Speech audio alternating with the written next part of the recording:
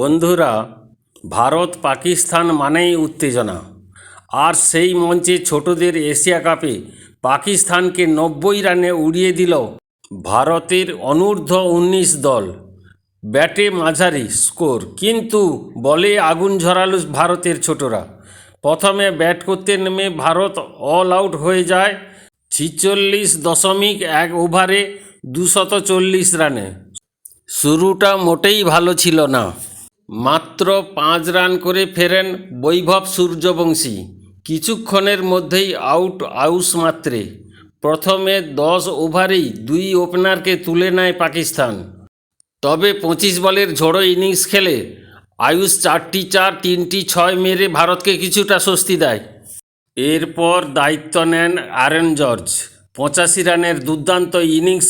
পাকিস্তানের ফিল্ডিংয়ের ফাঁক খুঁজে নিয়মিত রান তুলতে থাকেন তিনি।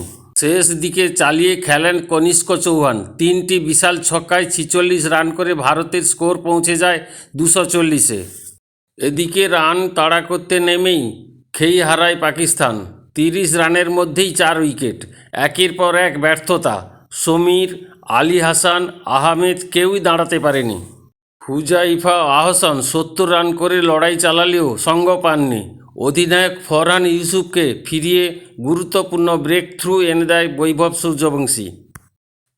দীপেশ, দেবেন্দ্রন ও কনিষ্ক নেন ৩টি করে উইকেট। শেষ পর্যন্ত ১৫০ রানেই গুটিয়ে যায় পাকিস্তান। ভারত জেতে ৯০ রানে। ভারত এখন পর্যন্ত গ্রুপ এতে ২টি ম্যাচ খেলেছে, দুটিতেই জিতেছে এবং ৪ পয়েন্ট অর্জন করে প্রথম স্থানে উঠে এসেছে। ভিডিওটি ভালো লাগলে লাইক, শেয়ার ও সাবস্ক্রাইব করতে ভুলবেন না।